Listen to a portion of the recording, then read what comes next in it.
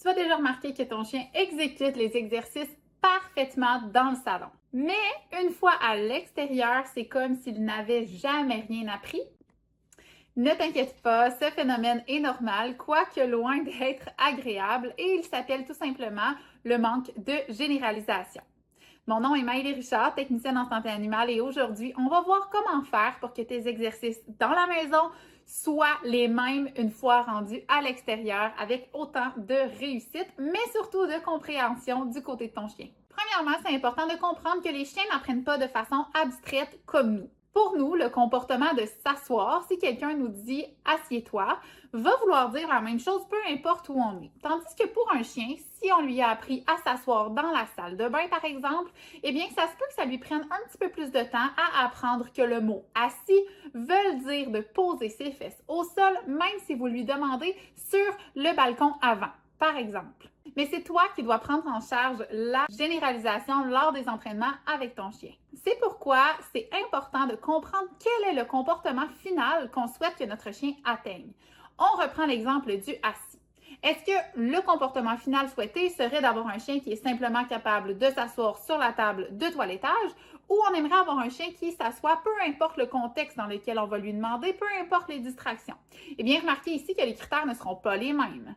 Pour cette raison, je vais te donner mon meilleur truc. Dès que tu augmentes un petit peu les difficultés, donc que tu changes d'environnement, que tu ajoutes des distractions, que tu ajoutes par exemple de la durée, eh bien, on va venir s'assurer de recommencer à une étape facile. Donc, on ajoute des distractions, eh bien, on va rendre l'exercice ou la demande encore plus facile. Par exemple, si tu arrives au parc et que tu veux travailler le comportement de s'asseoir ou de se coucher, eh bien, étant donné que tu as augmenté les difficultés, donc les distractions, je vais te recommander de recommencer potentiellement à la première étape. Donc, d'avoir ton chien en laisse avec la récompense dans la main et de le leurrer en position avant de le récompenser.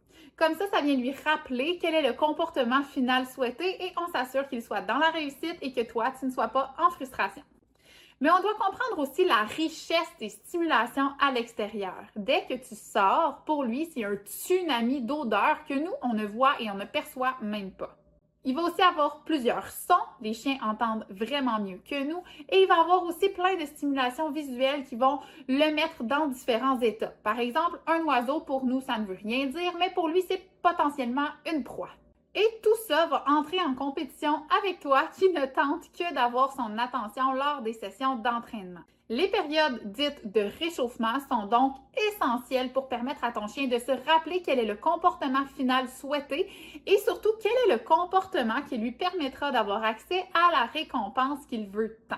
Encore faut-il s'assurer que la récompense soit la motivation qu'il veut vraiment dans ce contexte-ci. Tu l'auras compris, la clé est donc dans l'apprentissage progressif des différents environnements. La première étape reste toujours la même, donc de débuter dans la maison, dans un environnement où il connaît, qui est peu distrayant pour lui, ou si c'est un environnement où est-ce qu'il y aurait potentiellement des distractions, bien toujours lui permettre de se saturer avant. Par saturation, ce que je veux dire, c'est de le laisser prendre toutes les odeurs, s'habituer au bruit, s'habituer aux mouvements qu'il pourrait y avoir à proximité avant de débuter l'entraînement. Une fois la première étape faite, tu pourras te permettre d'augmenter graduellement les difficultés. Donc, par exemple, de ne plus faire la demande avec le leurre en main et le remettre dans la pochette.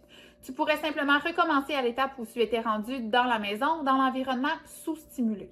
Et finalement, la troisième étape serait de varier les lieux avant d'augmenter les difficultés, par exemple en termes de distance ou de durée. Ce qu'on veut dire par distance ou durée, eh bien c'est la distance soit entre toi et ton chien ou entre ton chien et les distractions. Et la durée dans un contexte de chien distrait, bien, ça pourrait être la durée qu'on va prendre pour le saturer. Si par exemple on a un chien très distrait, on va lui laisser plus de temps au départ pour se saturer et prendre toutes les odeurs. Mais avec un chien qui devient de mieux en mieux et de plus en plus aguerri dans ses entraînements, eh bien on pourrait par exemple, apporter à l'endroit et tout de suite commencer l'entraînement. Donc la durée ici va être diminuée avec le temps. Ce qui serait aussi une bonne pratique serait de diminuer le temps de la commande. Donc, par exemple, au départ, tout ce qu'on lui demande, c'est de poser ses fesses au sol quand on lui dit assis. Avec le temps, on pourrait ajouter du temps avant de lui donner la récompense. Dans mes 7 dernières années de pratique, ce que je vois le plus souvent, malheureusement, c'est des propriétaires de chiens qui passent directement du salon à la grande ville. Les étapes sont beaucoup trop difficiles pour le chien, ça ne le met pas dans un contexte de réussite, ça frustre le propriétaire et personne ne réussit. Le meilleur conseil que j'ai à te donner aujourd'hui, c'est que si tu souhaites avoir un chien qui est capable de faire les comportements partout, eh bien c'est à toi de l'apporter partout pour lui apprendre ces comportements, toujours en respectant la vitesse d'apprentissage et sa propre courbe à lui. Ne te fie pas au chien de ton voisin ou de ton ami, peu importe qu'il s'agisse du chien du même âge, de la même race ou du même sexe. Tous les chiens sont des individus à part entière et ils sont tous différents et leur vitesse d'apprentissage diffère tout autant.